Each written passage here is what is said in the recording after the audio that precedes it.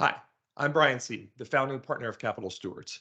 We often get asked, what do you do in your financial planning workshops? What do you really do for clients? What's the tangible value that's there? So I wanted to walk through a sample planning workshop and some of the deliverables so that you can see tangibly how we work with clients to address their needs and concerns.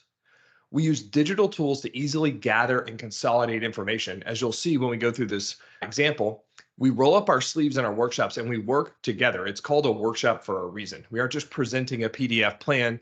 We use technology and we help uncover and actively engage in a discussion around your most important financial issues to help you make smart financial decisions. So let's talk about our sample clients, which we've created to show kind of a combination of different scenarios that we encounter on a daily basis. Joe and Sally Sample, they're about to turn 50 or they're in their 50s. Joe's an aerospace engineer. He's been involved in that for a long time. Sally was a homemaker for a while, and then she started a coffee shop about 5 or 6 years ago. And now she's got some pretty significant employment income coming from that. There's multiple locations now. Everything starts with goals.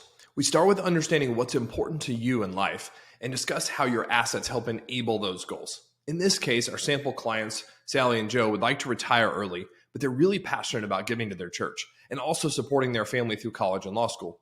Joe spent years in the aerospace industry and is ready to move on, but Sally's really enjoying leading the coffee business. She might continue to work longer, and they'd also like to buy a mountain house to spend time at when they retire. So you can see some of those reflected here. I'd like to dive into a couple of these in more specific detail. So first, retirement and living expenses.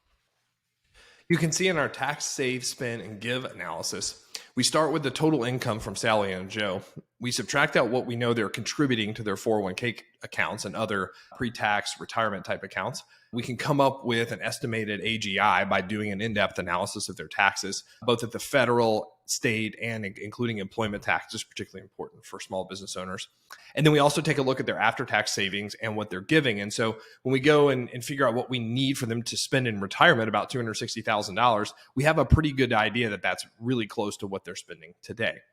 When we look at our other goals, you can see we've got college for Jane and law school for Jill here. And we use specific numbers for those. We have specific data from different schools around the country. And we also have averages by state for public and private universities and different types of financial aid packages. So we have really good data when we think about doing college planning. Healthcare planning is the same way. We have expected insurance costs before Medicare. We also have expected out-of-pocket expenses. And then you can see some of the different buckets of healthcare expenses. Some of those are really significant, by the way, in and around retirement. And so we have really good data to do planning around college and healthcare and other major financial things that come up. One of our 4 investment principles is that we're goal-oriented above all else. We can build an investment plan to achieve specific goals with a high degree of probability. It's much harder to go through life just hoping that your investments will result in the outcomes that you desire. That's why this part of the conversation is so important. Once we've had our goal conversation, we move on to an analysis of assets. What types of investments do you have, and how do we most efficiently use those to achieve your goals? We look at investment assets, and by the way, we can digitally link up all of our clients' accounts so we can see your whole picture. Here we see a 401k, a couple of retirement accounts, a college savings account, and some cash accounts. And we can also see the contributions that are being made to those each year.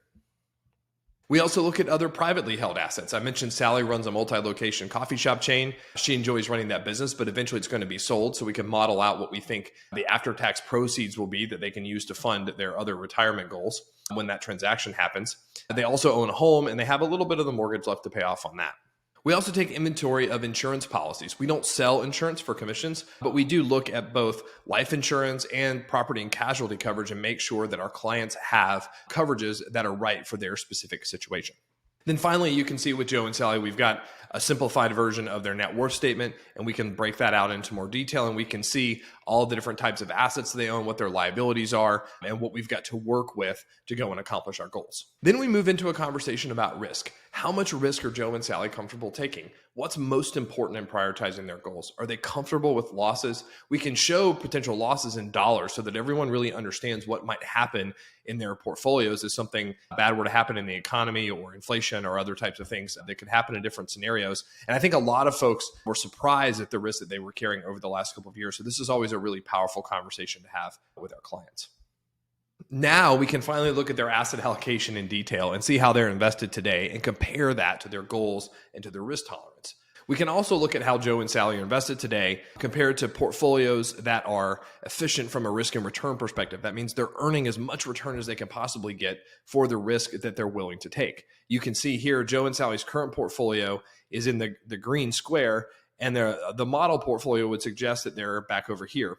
What you see is that by moving to the left, they should be taking less risk. That means they're taking too much risk today, both to accomplish their goals. They don't need to take that much risk, and they're not comfortable taking that much risk. So they're taking more risk than they need to be taking. We can adjust that, move it back, and find a portfolio that's efficient, low cost, and will accomplish their objectives more effectively. And then lastly, we can look at that current sort of inefficient portfolio and all of their goals and their assets they have today and see what the likelihood of accomplishing their objectives is. And as you can see, 54% of the time, they're able to accomplish all of their goals. That's not bad. They're in okay shape. But I think most people would like to have a little bit better odds than a coin flip to accomplish their goals in life. And so we can use our expertise and start to build a plan that's going to accomplish their goals with a higher degree of confidence. We start with Social Security planning. We use a client's current Social Security statements plus our tools to optimize decisions around Social Security to get the best after-tax results for their situation. In this case with Joe and Sally, we see the optimal result is to delay taking Social Security until age 70. Joe and Sally will receive about $200,000 more in benefits by waiting. And most importantly, the delay won't create a negative impact on their holistic after-tax cash flows, which is a really important part of the conversation. We can do more in-depth tax planning as well, and that's particularly applicable in Joe and Sally's situation around some of their retirement goals and charitable planning. You can see here a model of their taxable income over the next several decades, and we can use that to find years to do smart things around taxes. The first thing we recommend in this scenario is using some of Joe's prior employer stock to give to the capital campaign. That means that gift can be made without paying capital gains taxes on the sale of the shares. That gives them significant tax savings that they can use to fund other goals down the road. Then we turn to Roth conversions. Roth conversions don't always make sense, but good tax analysis helps us determine if they make sense in a particular situation. In this case, you can see there are some really low income years in 2038 through 2042. So those might be some optimal years for a Roth conversion. Lastly, we can help them accomplish one of their major charitable goals, which is continuing to give annually throughout retirement.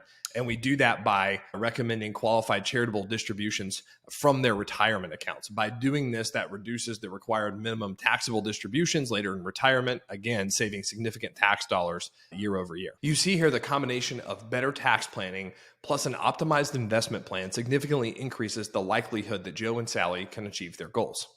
We also work through what-if type scenarios in our workshops. Oftentimes, this is some of the most engaging, fun, and challenging parts of our workshops. A lot of times, our clients don't know necessarily exactly what their goals are. What age do I want to retirement at? When can I afford to retire? How much do I need to save? All those things. And so what we can do interactively is change things around and see if we retire a little bit later, but we save a little bit, and do some sort of art of the possible conversations with clients so that we can get a plan that everyone feels really, really comfortable with. Then we move on to insurance. Because we've got a holistic financial model now, we can figure out exactly how much we need to plug the gap if something unexpected were to happen and someone passes away early. So we don't have to guess how much life insurance we need. We can figure out what that number is, and then we can go solve for that if we need to. Again, we don't sell life insurance for commissions, but we can help clients understand exactly the amount of protection they need, and then we can facilitate that transaction when there's not enough life insurance coverage. Lastly, we turn to estate planning. You may have seen complex charts like this that break out assets by tax category. We use these tools as well. They're really important for complex estate planning, but we also summarize them so that clients can see exactly what's happening on a page. You can see here an outline of Joe and Sally's assets flowing into revocable trust, to a charitable trust if they need to, and then onto their kids. We also summarize key terms from their documents, like the key provisions from wills and from trusts, and who the trustees are and who has power of attorney in specific situations, so that everybody's clear about what those things are and that we have exactly what we need and we know where it is when we need to go get it. Lastly, we turn to recommendations and next steps. You can see that we always start with a statement of financial purpose. In this case, Joe and Sally want to use their assets and skills to launch their family into the world and continue to build their church and the community. So everything that we do, we want to make sure that we're doing through that lens, because if we do some really cool financial planning, investment work, and tax planning, but we don't ultimately allow the samples to live the life that they want to live, it really doesn't matter all that much in the end. And so we want to make sure everything that we do connects back to that statement of financial purpose. You can see here, we optimize the investment plan. We save some pretty significant dollars from a tax perspective, both on an annual basis and then also a few one-time type plans. But we also optimize Social Security. And so we generate a lot of value in this case during that financial planning workshop. And then lastly, everyone leaves with a next steps checklist. That's really, really important. So you know exactly what you need to go do after our financial planning workshop is over to accomplish the things that we set out to accomplish. And there's never any questions about what you need to do next. So I hope this gives you an idea of the types of conversations that we have in workshops with our clients, makes it really tangible for you. If you think this would be helpful in creating clarity in your financial situation, we're always happy to discuss. You can book an intro call at the top of this page. You can give our team a call, and we'd be happy to talk about what a workshop would look like in your specific situation.